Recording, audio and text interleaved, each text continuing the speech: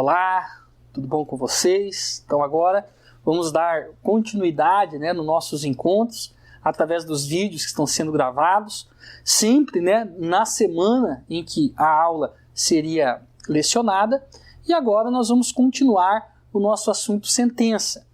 Então nós falamos, estávamos ali conversando a respeito da diferença entre sentença terminativa e sentença definitiva.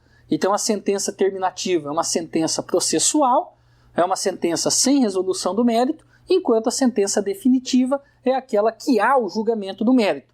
Esse foi apenas um conceito bem simples, e aí adentramos no artigo 485 do CPC, que falava da hipótese que gera a sentença terminativa, sentença processual. Então nós vimos várias hipóteses, todas elas passadas no quadro que fomos acompanhando.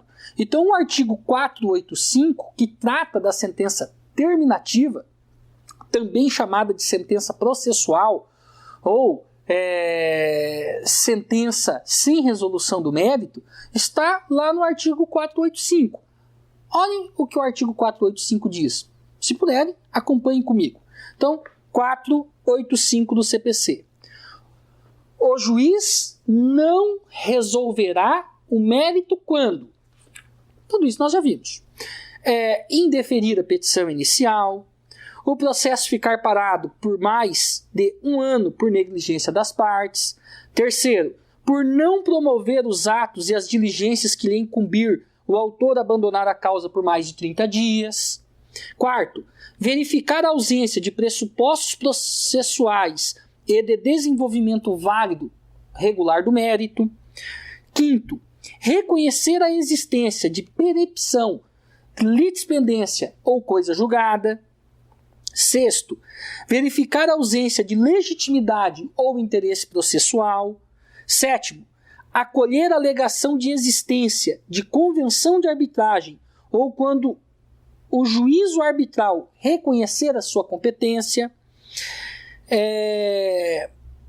Oitavo, homologar a desistência da ação. Então, desistência da ação, quando o autor desiste da ação, é uma sentença sem resolução do mérito.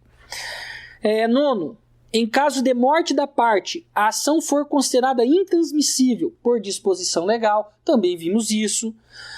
Décimo, nos demais casos que eventualmente o código abordar. Então aqui estão todas as hipóteses que nós trabalhamos aula passada sobre a sentença terminativa. Agora, nesse artigo, além desses incisos que explica cada uma das situações que nós trabalhamos, também tem alguns conceitos. A questão, por exemplo, da perempção, o que é perempção? Então, esse artigo 485, além de trazer as hipóteses, ele explica alguns conceitos. Então, vamos lá. Parágrafo 1º. Nas hipóteses descritas no inciso 2 e 3, que é o processo ficar parado por mais de 1 ano por negligência das partes, ou por 30 dias por motivo do autor, a parte será intimada pessoalmente para suprir em 5 dias. Então o juiz só vai poder proferir essa sentença terminativa se ele intimar a parte para corrigir em 5 dias. Também havia falado isso. Então vamos supor, as partes abandonaram o processo por negligência por mais de 1 ano. Ou o autor abandonou o processo por 30 dias. Então, o juiz, antes de proferir uma sentença terminativa, ele concede o prazo de 5 dias para essas partes se manifestarem. Parágrafo 2º. No caso do parágrafo 1º, quando o inciso 2, as partes pagarão proporcionalmente as custas, e o inciso 3, o autor será condenado às despesas dos honorários. Então, se as partes deixaram o processo por mais de 1 ano, vai ser rateado as custas entre as duas. Agora, se o autor abandonou o processo por mais de 30 dias, aí ele arcará, com tudo individualmente. Parágrafo 3º. O juiz conhecerá de ofício da matéria constante nos incisos 4, 5, 6 e 9, ou seja, ausência de pressupostos processuais, existência de perempção, coisa julgada, ausência de legitimidade, interesse processual e em caso de morte das partes. O que é agir de ofício? Mesmo que ninguém aponte para ele, ele pode declarar essas questões de ofício, ele pode extinguir de ofício. Mas lembrando-se que, embora ele possa extinguir de ofício, ou seja, ele pode proferir uma sentença sem requerimento de nenhuma das partes, o artigo 317 do CPC diz que o juiz só pode proferir uma sentença sem resolução do mérito se antes ele der a oportunidade para as partes corrigirem, tá? O fato dele poder decidir de ofício, ou seja, sem que ninguém tenha requerido, não obsta ele de ter que intimar as partes para poder regularizar o vício, tá?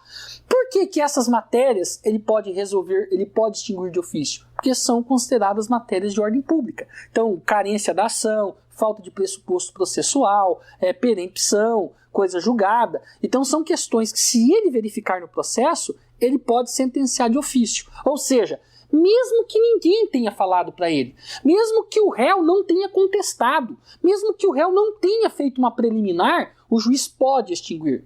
Só que não podemos nos esquecer do artigo 317 do CPC, que diz que o juiz só pode proferir uma sentença sem resolução do mérito se antes ele der a oportunidade para a parte corrigir. Certo? Mas vamos continuar. Parágrafo 4º. Oferecida a contestação, o autor não poderá, sem o consentimento do réu, desistir da ação. Então, o autor, ele pode desistir da ação? Pode. Só que se o réu já foi citado, o réu tem que concordar. Só vai poder haver a desistência se o réu concordar. Se o réu não concordar, não pode ter desistência. Nossa, professor, mas o senhor acha que o réu vai concordar com a desistência? Olha, dependendo do caso, ele pode concordar. Ele pode concordar, ele pode não concordar. Por exemplo, ele quer que, já que aquela demanda é algo que ele precisa para resolver outra questão, ele pode dizer não. Eu concordo, eu não concordo com a desistência, eu quero que o processo continue. Porque às vezes a gente pensa assim, a parte entrou com o processo, ele quer desistir e vai perguntar para mim se ele pode desistir. Eu vou falar que pode, nem sempre.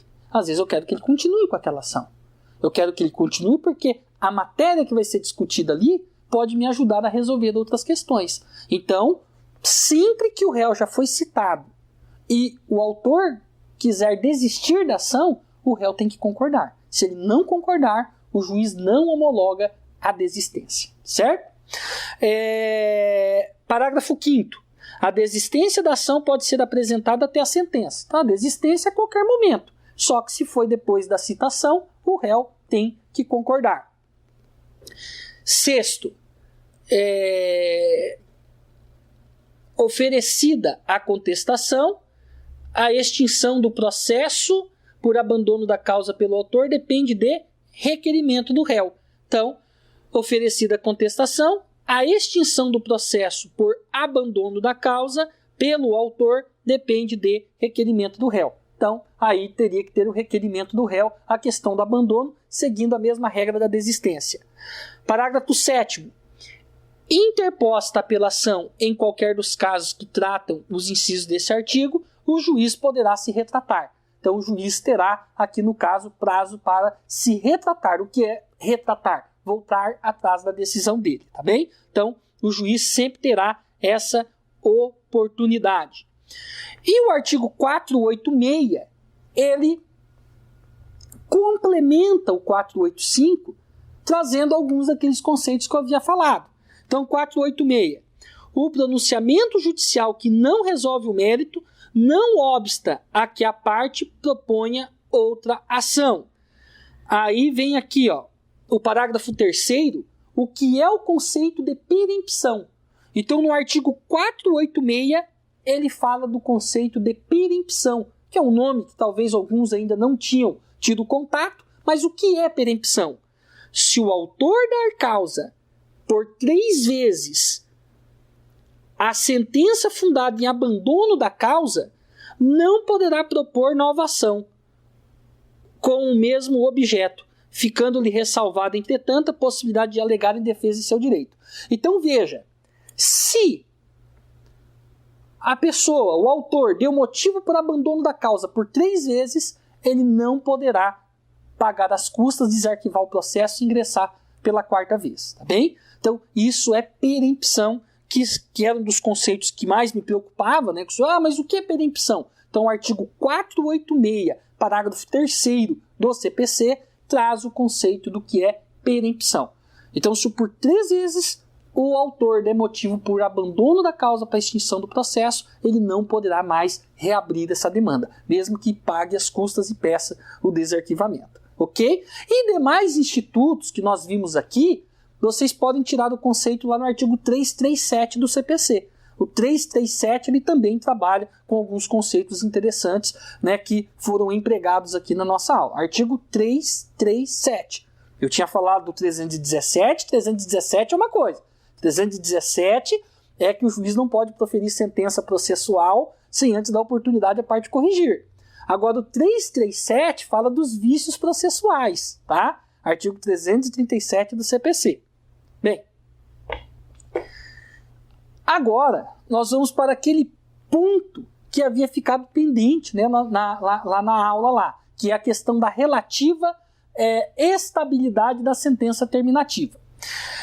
Aqui eu vou falar de uma maneira bem simples, porque isso ainda vai ser objeto das nossas aulas, que é a questão de coisa julgada.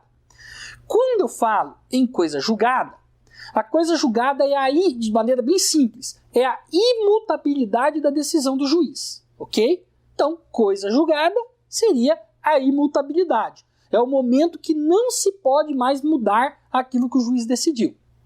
Quando que isso acontece? Quando não couber mais recursos. Então, quando que uma decisão ou uma sentença do juiz ela transita em julgado? Quando não couber mais recursos. Quando que não cabe mais recursos? Ou porque a parte perdeu o prazo, ela tinha, por exemplo, 15 dias para recorrer e não recorreu dentro desses 15 dias, então transitou em julgado, não cabe mais recurso, porque a parte perdeu o prazo, ou manejou o recurso intempestivamente, fora desse prazo, ou então ela ingressou com o recurso adequadamente, mas esse recurso chegou ao seu fim. Todo recurso chega ao fim. Então, ou se o recurso chegar ao fim, ou se ele não foi manejado no momento oportuno, isso faz com que haja o trânsito em julgado. Trânsito em julgado é, né, a consequência da coisa julgada. Então, coisa julgada é a imutabilidade das decisões, que ocorrem quando não couber mais recurso. E, claro, de maneira bem simples, existem 2 modalidades de coisa julgada. A coisa julgada formal e a coisa julgada material. Lembrando que esse assunto vai ser trabalhado, né, de uma maneira mais ampla. Mas só para entender o que o doutrinador quis dizer aqui nessa relativa estabilidade da sentença terminativa. Quando a sentença ela é sem resolução do mérito ou com resolução do mérito, ou seja, tanto terminativa quanto definitiva, elas fazem coisa julgada formal. O que é a coisa julgada formal? Coisa julgada formal é quando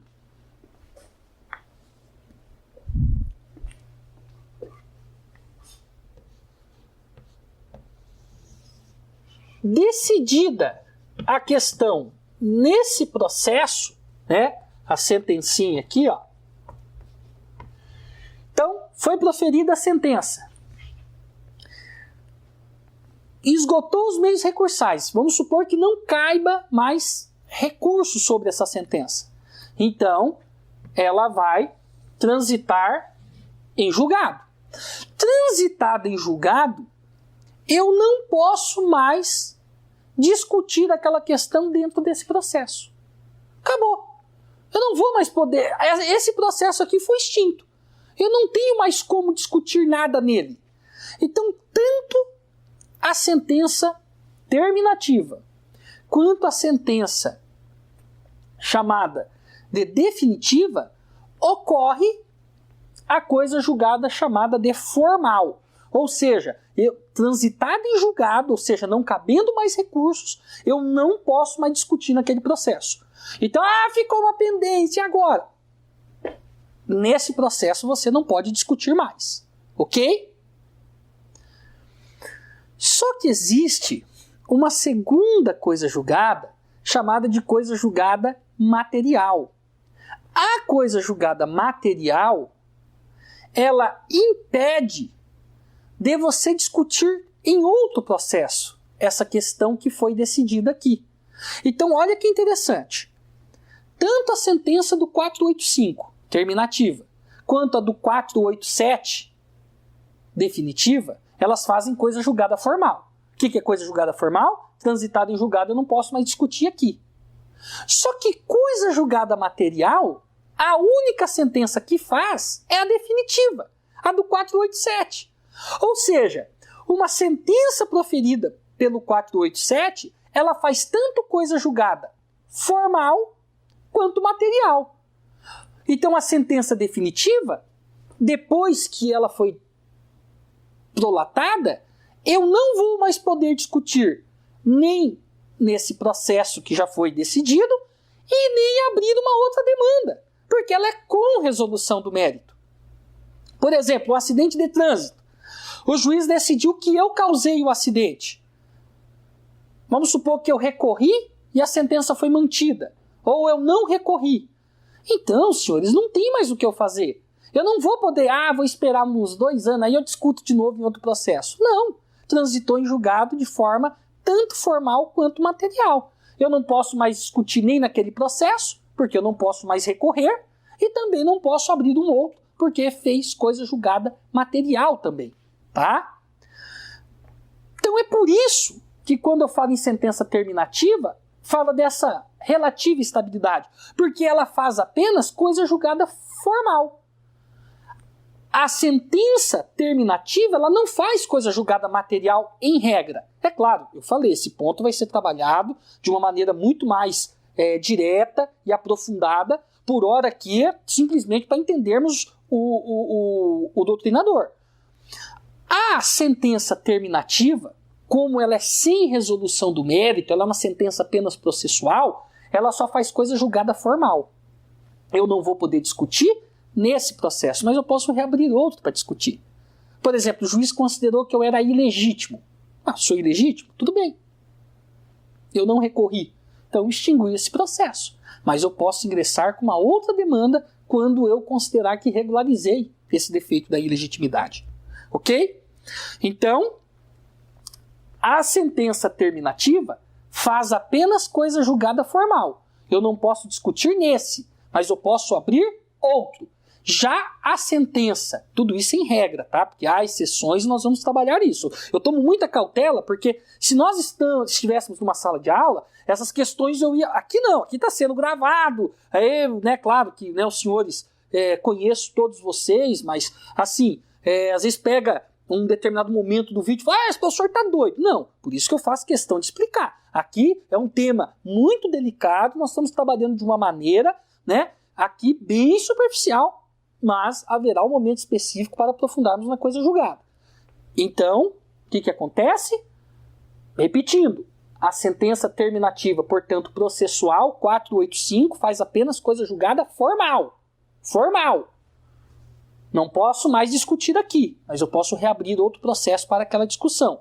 Já a sentença definitiva, sentença de mérito, 487, ela faz tanto coisa julgada formal quanto material. Ou seja, aquele assunto, depois de decidido pelo juiz e transitado em julgado, ele nunca mais poderá ser objeto de discussão, em regra. Ok? Por isso, então, da relativa estabilidade.